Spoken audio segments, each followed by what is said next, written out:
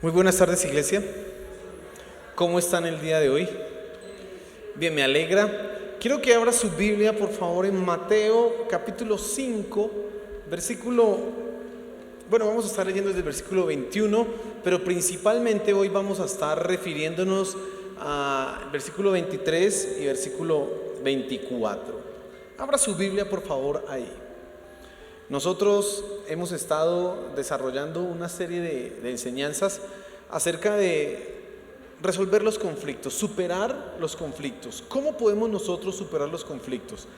Ya hemos visto todos los pasos necesarios. Esos pasos están resumidos de la siguiente manera. Usted necesita entender de dónde vienen los conflictos y vienen de su corazón. Su tendencia al pecado lo hace tener conflictos. Aquellas cosas que usted desea lo hace entrar en conflicto. Y entonces, cuando yo entiendo eso, me doy cuenta que lo primero que tengo que hacer es decidir agradar a Dios, porque el problema es mi corazón. Entonces, cuando tú decides agradar a Dios, tú quitas la soberbia, porque dices: voy a hacer lo que diga la palabra de Dios, no lo que yo quiera, crea o considere, sino lo que dice la palabra de Dios, y eso ya te evita conflictos. Dices: voy a ser humilde, voy a servir. Ser humilde y servir hacen parte de esto de querer agradar a Dios. Usted recuerde que el Señor Jesús dijo: yo no vine a ser servido, sino a servir. Así que cuando tú decides servir, indudablemente tú vas a empezar a agradar a Dios, y cuando decides agradar a Dios, los conflictos empiezan a mitigarse. También tienes que trabajar en este paso con lo que hemos denominado aquí los ídolos que se quedan en nuestro corazón. Y los ídolos que hay en el corazón son deseos, anhelos, ambiciones que yo tengo y que me hacen entrar en conflicto cuando ellos no se llevan a cabo. Entonces, cuando no se llevan a cabo, pues entonces yo me pongo bravo porque algo me está impidiendo ser feliz. Entonces entro en problemas. Entonces decíamos que agradar a Dios implica que Él esté en el centro de mi corazón, y cuando Él está en el centro de mi corazón, los conflictos empiezan a mitigar. Ese es el primer paso, agradar a Dios. Y ese primer paso tiene, digamos, 4 componentes: dejar la soberbia, ser humilde, disponerse a servir y luchar con los ídolos de tu corazón. El segundo paso es aprender a perdonar. ¿Y por qué aprender a perdonar es el segundo paso? Porque la gente nos va a fallar muchas veces. Tú necesitas ser una persona que está entrenada en perdonar. Hablamos en eso que necesitamos quitar la amargura, y hace 8 días hablamos precisamente de eso, de la amargura, y eso no podemos permitir que se quede en nosotros, en nuestro corazón. Entonces, cuando tú perdonas, tú quitas la amargura. ¿Listo? Ahora, el tercer paso es que hay que confrontar. Tú necesitas hablar la verdad en amor.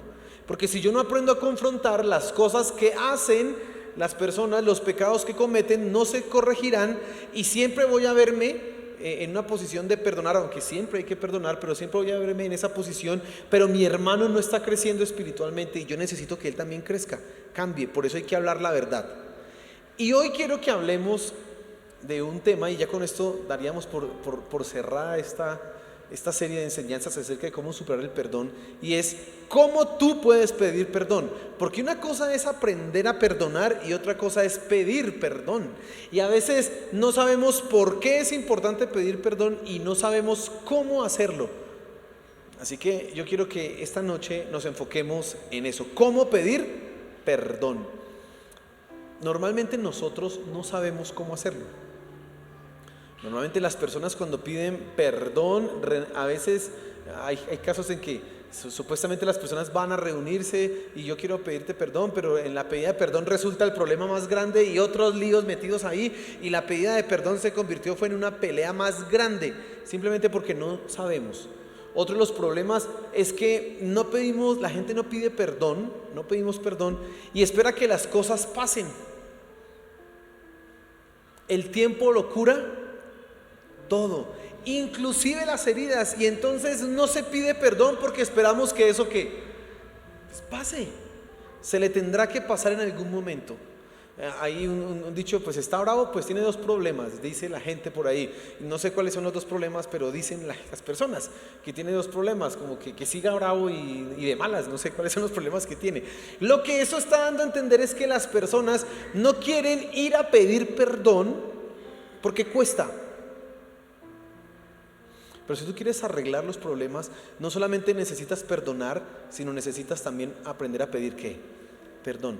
Porque así como muchos van a fallar contra ti, tú vas a fallar muchas veces contra otras personas. Así que esta noche vamos a tratar de responder esto o de dar una guía de cómo perdonar. Pero quiero en el primer paso que tú entiendas por qué es importante y luego entramos a algo más técnico, digámoslo así, y es cómo pedir perdón. Pero antes de eso, oremos a Dios, amén. Que Él sea hablándonos. ¿Y por qué necesitamos orar? Mire, hay muchas personas que no tienen su vida arreglada con Dios porque no saben pedir perdón. Sabes, mucha gente está afuera y no quiere reconciliarse con Dios, no quiere ser cristianos porque saben que tienen que pedir perdón.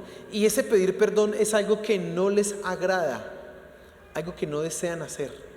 Ellos piensan que al final todos serán salvos o al final Dios se olvidará de todos los pecados, bueno, etcétera, etcétera, y no quieren pedir perdón. Nosotros necesitamos que sea Dios tocando nuestro corazón para que nos enseñe a pedir ¿qué? Perdón, para que podamos hacerlo, amén. Señor, hoy venimos ante ti, hemos alabado, hemos cantado, hemos exaltado tu nombre, pero ahora nos disponemos a que tú hables a nuestras vidas. Y que nos enseñes en algo que a veces parece tan sencillo, pero que se convierte en tan difícil, y es pedir perdón. Padre Celestial, ayúdanos. Por favor, toca nuestro corazón. Que nosotros podamos, Señor de los cielos, aprender, entender por qué es importante pedir perdón y aprender a hacerlo. Por favor, Padre Celestial. Amén y amén.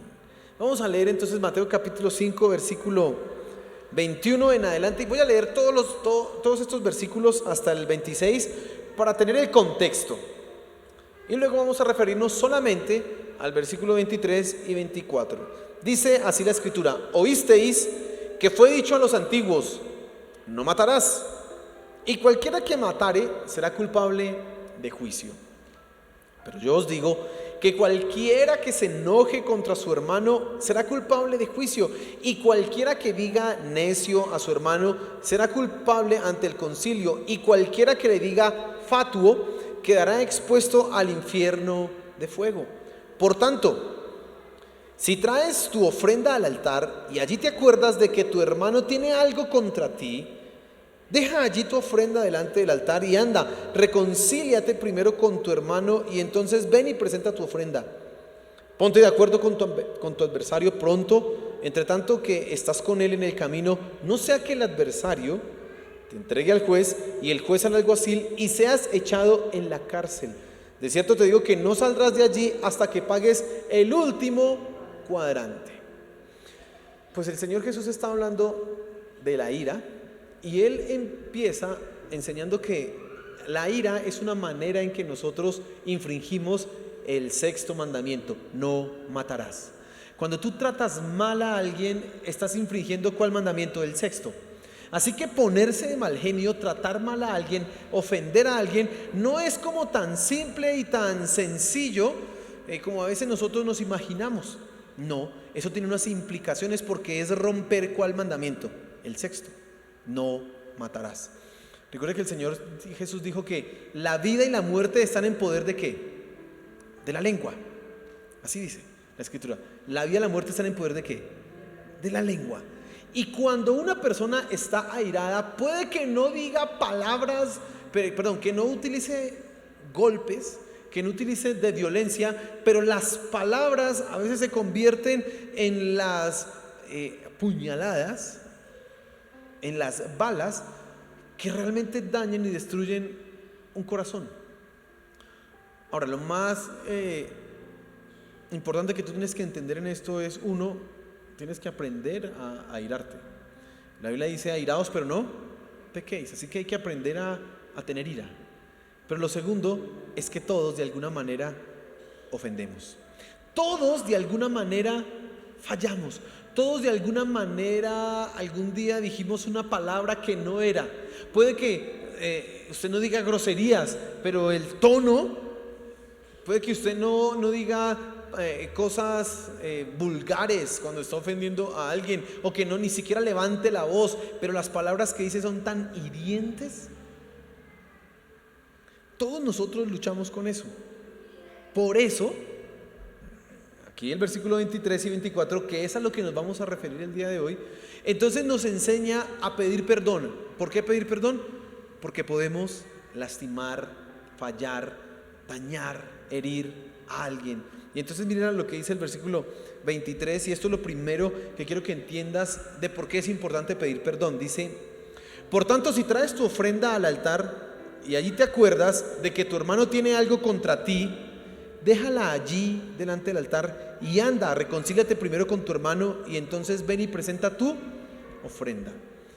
¿Por qué es importante pedir perdón? Uno, escuche, primero, porque es más importante que la ofrenda que tú le entregues a Dios. Mire esto tan interesante. El Señor Jesús está pensando en el tabernáculo, en el templo, perdón, y está pensando en la gente que llega a entregar su ofrenda en el templo, y está pensando en gente como usted y como yo que venimos a la iglesia a dar a Dios sacrificio de alabanza. Cuando cantamos estamos haciendo sacrificios de alabanza. Cuando das tu ofrenda o tu diezmo, estás trayendo ante Dios ofrenda, rindiéndole a Él adoración y alabanza. Y el Señor Jesús dice: si tú traes la ofrenda al altar y te acuerdas que alguien tiene algo contra ti, no interesa si es grande o si es pequeño, algo, vaya y reconcíliese primero antes de presentar ¿qué? Si usted piensa en términos económicos, a uno le importaría: no, deje la ofrenda aquí y después va y se reconcilie. No, métala aquí y va y se reconcilia. No. Lo más importante para Dios es que te reconcilies antes de presentar tu ofrenda. Y mire tan importante y tan trascendental que es esto. Nosotros tenemos la tendencia a pensar que adorar a Dios, que dar una ofrenda, que leer la Biblia, que hacer el devocional es más importante que solucionar los problemas. Tenemos la tendencia a creer que, bueno, pues yo tengo un lío aquí con mi pareja o con mis hijos y no me hablo con ellos hace 2 días, pero yo estoy bien porque estoy haciendo mi devocional. Este fin de semana tomamos la Santa Cena y algunos pueden creer que yo participé de la cena, mi relación con Dios está bien porque participé de la cena y ratifiqué mi compromiso con Él, pero tengo una pelotera en la casa y no la quiero arreglar. No, eso es algo que nosotros tenemos metido en nosotros, pero no es así, así no funciona esto. Para Dios es más importante que arregles las cosas a que traigas una ofrenda. Para Dios es más importante que tú tengas tus relaciones bien, que hagas tu devocional. No quiere decir entonces, bueno, pues entonces tengo mis relaciones perfectas y ya no hago el devocional. No, tampoco. Pero quiere decir que usted tiene que entender que no puede pensar que hacer el devocional, que venir a la iglesia, que dar sus diezmos o que cantar alabanzas para Dios hace que no sea necesario arreglar las cosas. No puede pensar usted de esa manera. No puede pensar. Ahora, nosotros tenemos que entender que Dios espera de nosotros una adoración al estilo de Juan capítulo 4. ¿Sabes cuál es la adoración de Juan capítulo 4? Adorarle en espíritu y en verdad. Y eso implica que es con todo nuestro ser, ¿sí? Movidos por el Espíritu. Y yo creo que aquí también habla del Espíritu Santo. Y en la verdad ¿cuál es? Como a Dios le gusta, no como a ti te guste, como Él quiere ser adorado, ¿sí? Pero también Dios quiere una adoración, ya no solamente al estilo de Juan capítulo 4, sino una adoración en toda relación. Porque tú tienes que entender que tener tus relaciones bien también es adorar a Dios. Y eso es muy importante. Ahora, pues presentar a Dios ofrendas de adoración sin haber arreglado las cosas tiene 3 consecuencias en tu vida.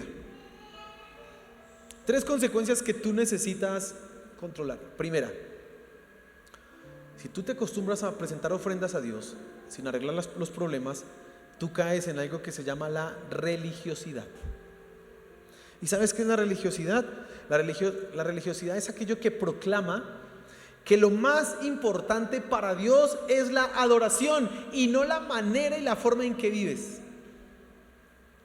Una persona religiosa es la que canta en la iglesia, es la que danza en las alabanzas, es una persona que da sus diezmos y sus ofrendas, y eso está excelente, pero que en su vida personal es un desastre.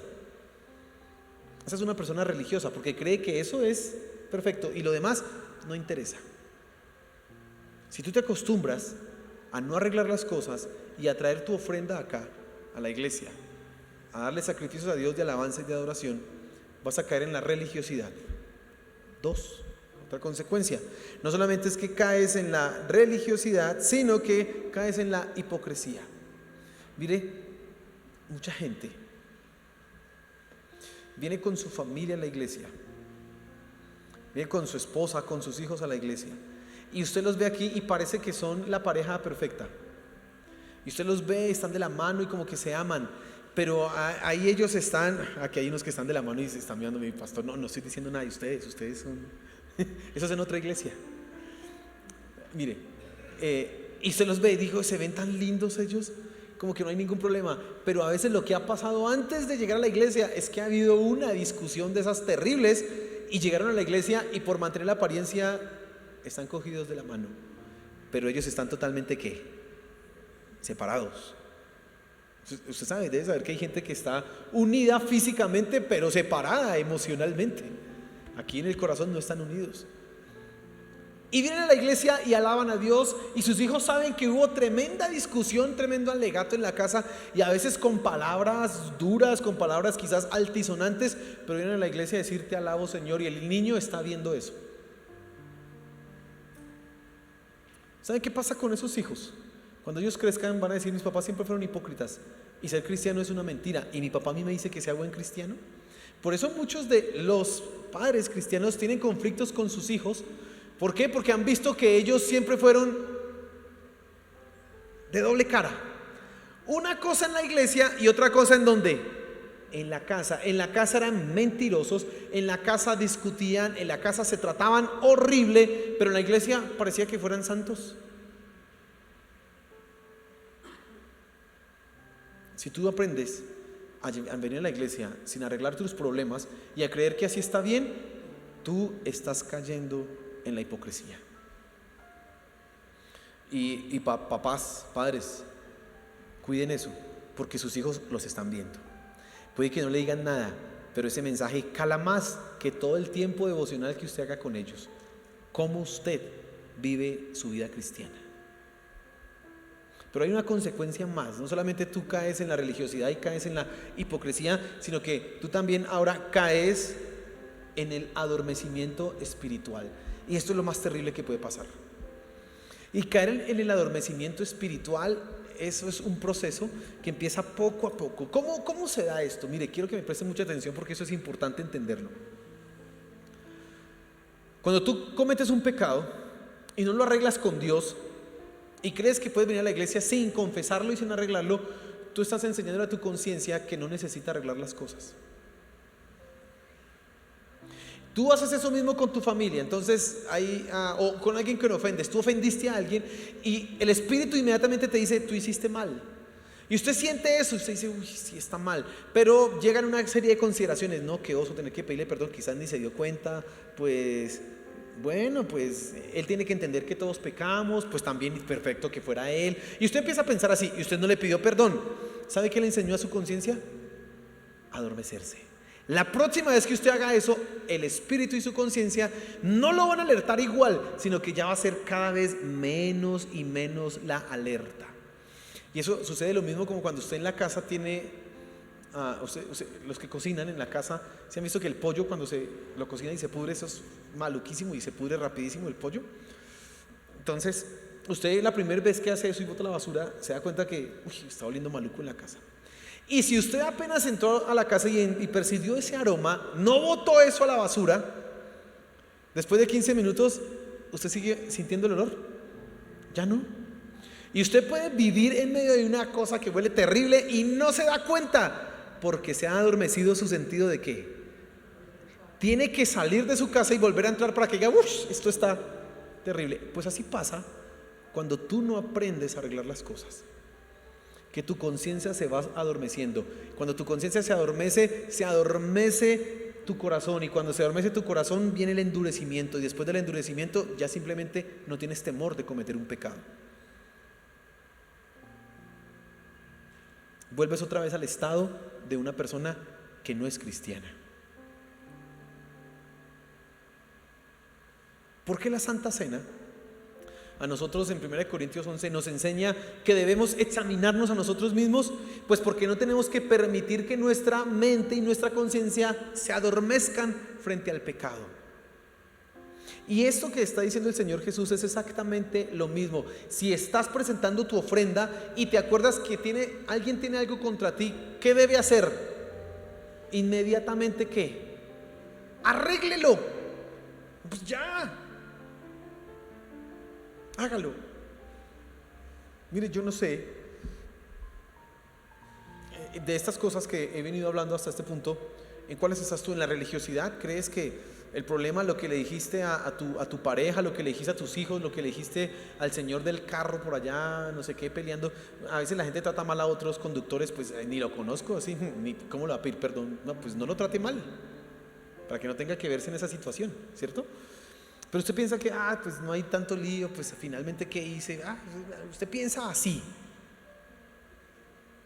Yo estoy en la iglesia y no, pues Dios es maravilloso. Y Él mira mi corazón y Él ve que yo lo amo. Eso es ser religioso.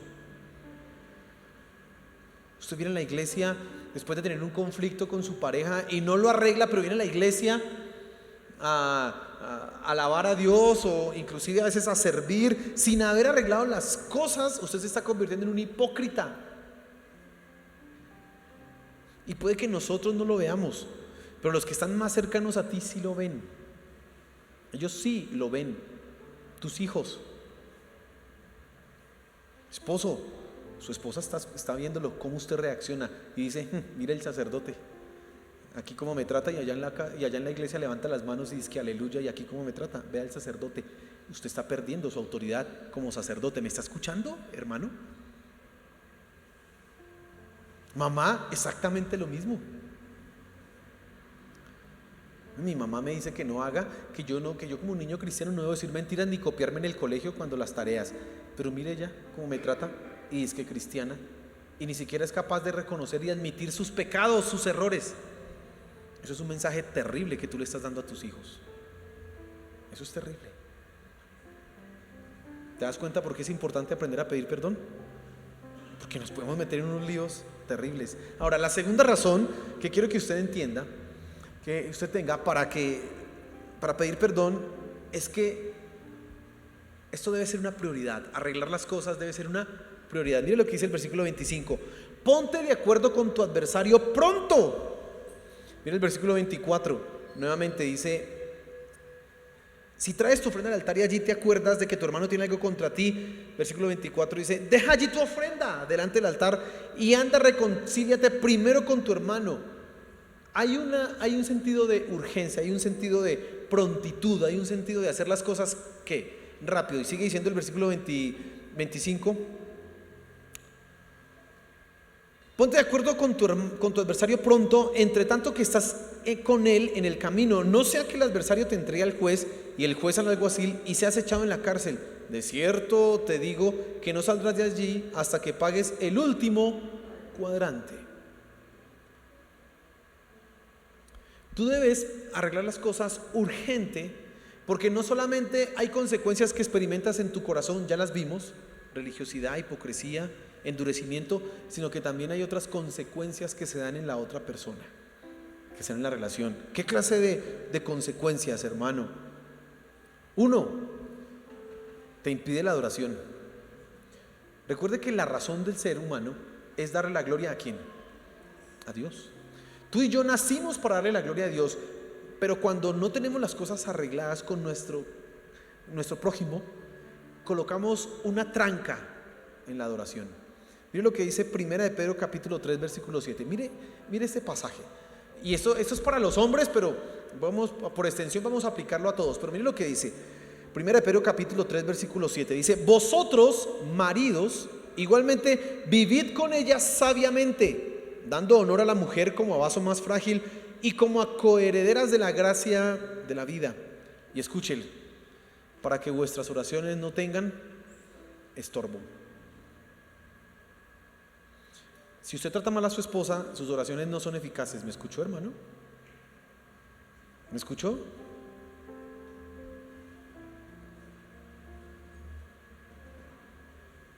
Quizás muchas de las oraciones no son respondidas al esposo es porque es un guache con ella. Así de sencillo. Y las oraciones reciben y tienen ¿qué? Estorbo. Y es como si cuando tú estás orando y no arreglas las cosas, pones digamos que nosotros estamos orando y no hay techo, no hay nada. Y las oraciones suben directamente, ¿cierto? Pero cuando tú tienes conflictos que no arreglas, cuando tú no solucionas eso, estás colocando techos. Y así no llega. No sé si usted se ha metido a esos edificios, esas construcciones hoy día, y usted va a buscar la señal, ¿no? WhatsApp. Y no, eso no entra esa señal. Es el edificio mismo impide, se convierte como en una cápsula que impide tanto salir como entrar la señal. Bueno, ese edificio se llama tratar mal a la esposa. Pero extendámoslo, ese edificio se llama no arreglar las cosas. Ese edificio es que tú no seas capaz de pedir perdón cuando has fallado. Y después vienes a buscar a Dios, ¿por qué no me escuchas? Ahí te estoy dando una razón. Dios, ¿por qué no escucha mis oraciones? Pues tú estás poniendo una tranca en la adoración. En tu vida de oración, en la adoración, en la alabanza, estás colocando una tranca. En segundo lugar, tú debes convertir el perdón como una prioridad porque debes tener buenas relaciones, hermano. Mire, Romanos 12 dice que en cuanto dependa de vosotros, estad en paz con todos los hombres. Estamos llamados a estar en paz con ¿quiénes? Con todos. Efesios capítulo 4 dice: yo pues preso en el Señor os ruego que andéis como es digno de la vocación con que fuisteis llamados, con toda humildad y mansedumbre, soportándoos con paciencia unos a los otros en amor. Y dice aquí: solícitos en guardar la unidad del Espíritu en el vínculo de la paz. Tú y yo debemos hacer del perdón algo urgente y una prioridad, porque estamos llamados bíblicamente a tener buenas relaciones. No solamente es que la falta de perdón y de arreglar las cosas le pone una traba a mi adoración, sino que yo necesito hacerlo urgente porque tengo que tener buenas relaciones con las demás personas. Tienes que hacerlo. Necesitas hacerlo.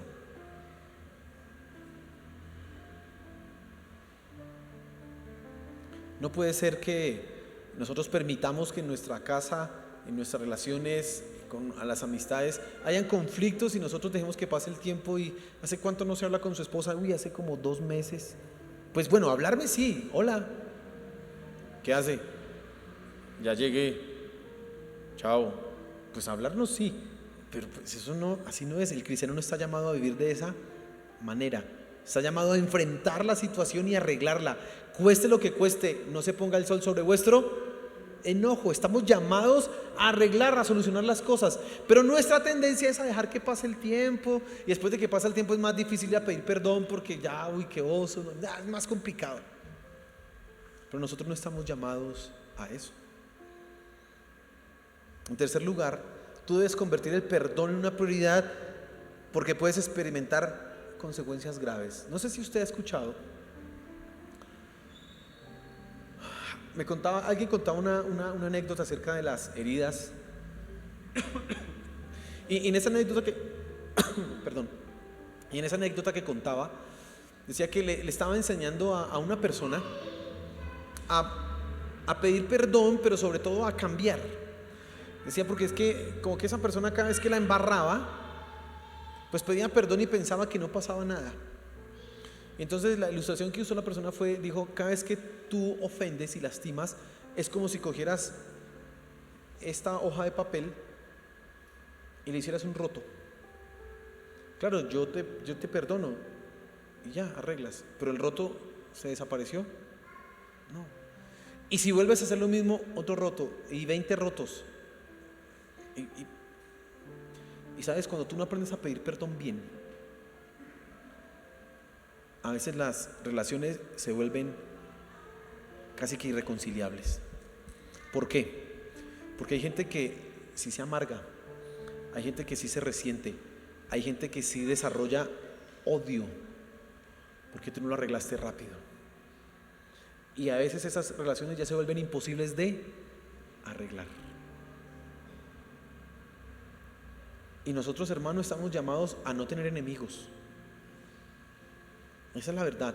Pero cuando no pedimos perdón pronto, estamos sembrando heridas. Mire, tantos niños han sido heridos por sus padres, de pequeños, lastimados, duro, palabras duras, rechazo, bueno, etcétera. Y esos padres nunca ni pidieron perdón ni arreglaron las cosas, nada. Llega un momento en que esos hijos se apartaron, crecieron y escuchan, que su papá está enfermo por allá, y a mí qué me importa, ese señor o esa señora nunca me tiró nada. Y el problema es de dos lados: uno, el que no pidió perdón; dos, el que no supo perdonar. Pero mira, aquí estamos hablando de que yo tengo que pedir perdón. Si yo cometo una falta, ¿qué tengo que hacer? Pues pida perdón, porque se pueden experimentar esa clase de consecuencias, fracturas en la familia. Y en la familia se supone que estamos todos unidos, y de repente no pedir perdón rompe, fractura las cosas. Y ahí el pasaje dice: ponte de acuerdo pronto con tu adversario, entre tanto que estás en el camino, no sea que él te denuncie y te entregue al juez. Y a veces esos problemas, esas situaciones, esas heridas se vuelven cosas hasta penales, de cárcel, porque no lo arregló ¿qué? Bien. Yo recuerdo que cuando entré al distrito, recién entrado, yo creo que yo entré como en julio, el 12 de julio del 2010 a trabajar. Y entonces me tocaba clase con unos niños de sexto o séptimo, y había uno más cansón, no me acuerdo el apellido de él, pero la cara sí la tengo clara. Y era por B, y era cansón el chino, chino muérgano, y yo le decía, y eso era cada clase, yo ya sabía, me toca con ese séptimo. Yo pensaba en el apellido de ese muchacho. Y un día me sacó tanto el mal genio que yo llegué y me le acerqué y le pegué con el borrador en la cabeza. Qué quieto. Pues se quedó quieto. O sea, logré el objetivo. Pero eso es una demanda para mí, ¿sabía usted? Si ese muchacho va y le dice al papá, a la mamá, que el profesor me pegó, así no le haya hecho nada, eso es una demanda. Y me echan del distrito, y eso es un peligro. Entonces yo dije, yo me sentí confrontado en ese momento por el espíritu, pero se lo merece, pensé. Pero al otro día en mi devocional, Señor, y al otro día, es que no me acuerdo el apellido, bueno, algo ahí. Él estaba en el comedor y por ahí lo vi, lo llamé: venga, oiga, perdóneme que ayer le pegué, y yo no debía haberlo hecho. Llegó y me dijo: bueno, profe, todo bien, ya. Me quité un problema, ¿sabía usted? ¿Sí sabía? Me quité un lío. Usted póngase un día, es que me dijo no sé qué, yo le di bueno, usted sabe, en la G, porque se lo merecía. Bueno, ese mismo lo puede demandar y usted puede resultar pagando una cantidad de dinero, y si no tiene, pues apaga la cárcel por lesiones personales. Pida perdón, perdóneme, por favor, arréglelo, como sea. Arréglelo, eso es lo que está diciendo ese versículo. Arréglelo, no sea que lo mande a la cárcel y tenga que pagar hasta lo último. Arréglelo. Tenemos que aprender a pedir perdón. Amén. Ahora, ¿cómo se pide perdón? Bueno, le voy a decir 6, 7 cositas así rápidamente que usted tiene que tener en cuenta para pedir perdón. Lo primero, usted tiene que reconocer su falta ante Dios, su pecado ante Dios. Es lo primero que usted tiene que hacer. Como le conté ahorita, yo le pegué a este muchacho y yo en el devocional dije: sí, eso estuvo mal, yo le voy a pedir perdón.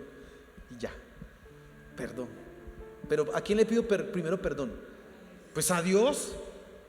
Primero a Dios, lo hago ante Él. En segundo lugar, usted tiene que reconocer su falta ante la persona que ofendió. Y segundo, ante los testigos. Nosotros tenemos la tendencia a pensar que lo que hacemos solo afecta a la persona que yo le hablé. Y entonces si usted está, por ejemplo, en la calle y usted o usted esposo está en una pelea y sus hijos escucharon o vieron la discusión que usted tuvo con su esposa, y usted en medio de la pelea le dijo algo así como, no sé, algo ofensivo, y ellos vieron, usted tiene que pedirle perdón a ella y a los hijos. ¿Me escuchó? Porque la ofensa primero es para ella, pero también a los hijos que escucharon y vieron lo que pasó. Así que el perdón no es solamente para el que ofendió, sino para todos los que vieron. ¿Listo? Tercero, acérquese de manera humilde. Primero, en ese punto aquí de acérquese de manera humilde, usted no se justifique. No, yo sé que ese día yo te dije tal cosa, pero es que no utilice nunca pero, o si es que si usted, o el tal vez, porque esos son solamente justificaciones. Admita su pecado, punto. Lo que hace la otra persona nada tiene que ver en su reacción es pecaminosa. Y usted necesita entender eso. Yo reaccioné de manera pecaminosa, por lo tanto admito mi culpabilidad sin echarle la culpa al otro. Una mala manera de pedir perdón es: hijo, pues yo te traté mal, pero es que tú te lo merecías, ¿no? Sí. Si la próxima vez te tratas bien, yo te aseguro que no te trato mal. Eso es una pésima manera de pedir perdón, porque finalmente usted le está echando la culpa ¿a quién? A él, y usted no está admitiendo su pecado. Pero como yo le he dicho a ese muchacho, pues yo ayer le pegué, pero pórtese bien si no le doy otra vez. Es que usted me la sacó. No. Como hay unos hombres que le pegan a la mujer, no les dan golpes. Es que no se sujeta y además me ofende. Perdón, eso nada tiene que ver. ¿Sí? Entonces nunca utilice palabras como pero, sí, tal vez. No, nada de eso. Usted asume su responsabilidad. No se justifica de ninguna manera. En este mismo punto que estamos hablando de acercarnos humildemente, usted reconoce su pecado de manera específica, no general. Pues perdón por lo que hice ayer. ¿Y qué de todo lo que hizo ayer? Pues lo que hice, pues para qué hablábamos, recordar el pasado. No. Perdóname porque yo te ofendí usando palabras que no debía contra ti. Perdóname porque yo te agredí físicamente. Perdóname porque yo te miré mal. Perdóname porque yo no te hice el favor porque tenía ira. Bueno, no sé qué cosa. Pero el arrepentimiento tiene que ser ¿qué? Específico. No puede ser general. No. Bueno, vamos aquí en el cuarto. Reconoce el daño que has causado. ¿Saben? Una de las maneras que a veces las personas usan cuando no saben pedir perdón es que no admiten el daño que han causado. Entonces, pues yo le dije gorda, pero pues es una bobada. Finalmente, pues yo la amo y pues le dije gorda, pues yo no entiendo. No, pues espérese un momentico, usted tiene que ponerse en los zapatos para entender lo que causó y entender el daño que provocó. Puede que para usted eso no sea tan grave, pero es que no estamos hablando de lo que usted piensa, sino de lo que generó en el corazón de aquella persona. Entonces usted admite y reconoce el daño. Entonces usted dice: perdóname porque yo al decirte esto, sé que ofendí tu autoestima. Sé que te puse en una posición terrible de menospreciarte. Perdóname porque sé que probablemente hice que tú pensaras que eras la mujer más horrible del mundo, etcétera, etcétera. Eso sí es una buena manera de pedir ¿qué? Perdón, porque usted está admitiendo que causó un daño, no solamente con la palabra, sino que eso causó una herida más profunda. Y usted tiene que ser capaz de reconocer eso. Por favor, nunca se acerque pidiendo perdón. Bueno, perdóname pues por lo que pasó ayer, pero pues no era como tan grave, ¿no? Eso no es una buena manera de pedir perdón. Nunca es una manera de pedir perdón, no. Usted reconoce su pecado específicamente y además entiende y admite que eso que hizo generó un daño que puede que para usted no sea tan grave, pero para la otra persona sí. Y aquí no interesa lo que usted piense, sino lo que ella sintió. ¿Estoy siendo claro? Entonces usted reconoce y admite eso. Perdóname por tal motivo. Eso es importante hacerlo. Quinto, acepte las consecuencias. Y eso de aceptar las consecuencias son 3 cositas principalmente. Primero, haga restitución cuando se puede. Es que yo estaba bravo y rompí toda la loza. Pues páguela y compre la nueva, hermano. Eso hace parte de pedir perdón, ¿no? Hacer restitución. En segundo lugar, implica tener paciencia mientras el corazón sana. Porque usted no puede esperar, pues ya le pedí perdón y yo quiero que ya esté bien hoy. No.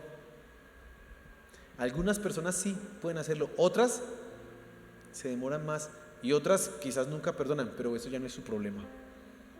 Usted ya hizo lo que tenía que hacer y tiene que ¿qué? Esperar.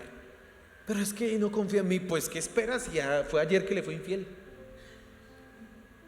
¿Qué espera? Rompió la confianza de muchos años, ahora tiene que esperar mucho tiempo para que vuelvan a confiar en usted, hermano. Acepte las consecuencias. Acéptelas. No, es que ahora me vigilan todo y es que eso no puedo hacer nada. Pues, ¿quién lo manda a ser un mentiroso?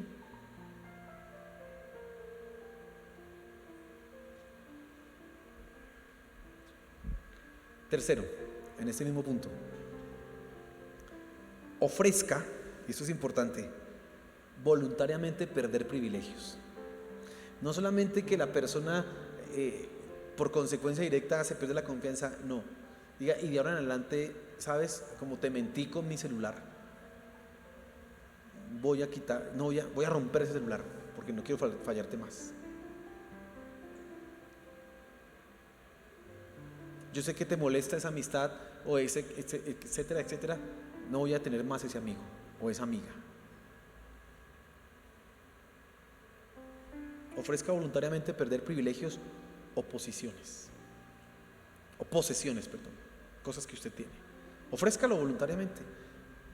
Eso implica, cuando usted hace eso, la persona a la cual usted le está pidiendo perdón entiende, bueno, no solo es por decirlo, sino que está dispuesto a ¿qué? A sufrir las consecuencias. Y si esa persona le dice, no, deja así, bueno, pues eso es la prerrogativa de ella, pero usted tiene que ofrecerlo. ¿Listo? Vamos con el sexto, ¿cierto? 6. Modifique su conducta, o al menos explique cómo lo va a hacer. Modifíquela. Cámbiela. O explique cómo usted va a hacer eso. Modifíquelo. Y último, deje pasar el tiempo. Deje pasar el tiempo.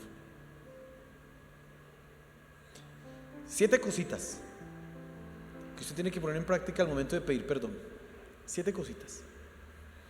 Y creo que una de las más importantes, que es el punto 2, hágalo pronto. No espere. No espere, no postergue eso. Hágalo pronto. Y usted va a ver cómo lo que Dios ha hecho con nosotros, que es perdonarnos, va también a obrar un milagro en sus relaciones y las cosas van a empezar a cambiar. Amén. Pero tiene que vivir bajo los principios bíblicos. Y aquí dice, si se acuerda que tiene de que alguien tiene algo contra usted, más bien este versículo debería decir así: si se acuerda que usted le hizo algo a alguien, porque es que en la verdad siempre le hacemos algo a alguien, pues vaya y que haga, pida perdón. Miren, nosotros con mi esposa hemos tratado de adoptar una práctica, y es cuando sentimos que hemos hecho algo mal, pedir perdón. Y a veces hemos pedido perdón y la gente nos dice, no, pero yo no pensé, no me imaginaba, no, pero no. Pues es que no interesa a veces si te sentiste o no te sentiste mal, es que yo sé que actué mal. Perdón. Y hacemos eso, claro, porque si se generan heridas en las personas no queremos que eso suceda, pero también porque no vamos a permitir que nuestra conciencia se adormezca. No, nosotros queremos agradarle a Dios y tú debes hacer exactamente lo mismo. ¿Tuviste un problema hoy? Bueno, me das el favor, ahorita sale y llama ya, venga, perdóneme, es que hoy me predicaron allá y no, perdóneme. arreglémonos. Y arréglese, pero pronto. No espere. Póngase en pie, por favor.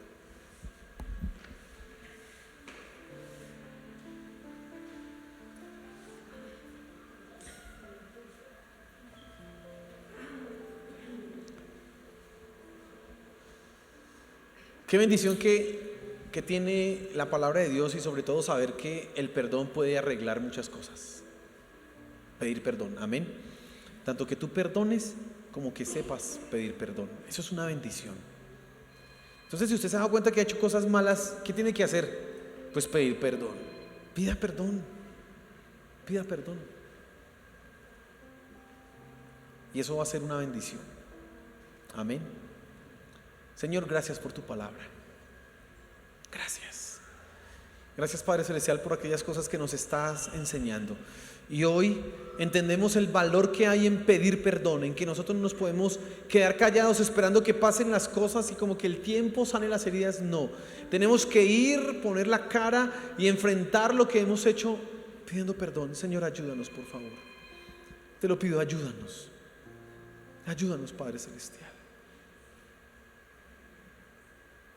Que entendamos que no podemos dejar que nuestra conciencia se adormezca, que nos volvamos personas religiosas. No, queremos agradarte de corazón a ti, Señor. Así que ayúdanos a pedir perdón, por favor, Padre Celestial. Que ahora que hemos escuchado esto, si viene en nuestra mente, en nuestro corazón algo que hemos hecho mal, pues que corramos pronto a arreglarlo, a solucionarlo, a pedir perdón. Por favor, Señor, ayúdanos. Ayúdanos, Padre Celestial. Gracias, mi Señor, por tu palabra. Gracias, Padre Celestial. Amén y amén. Y denle un aplauso a nuestro Señor.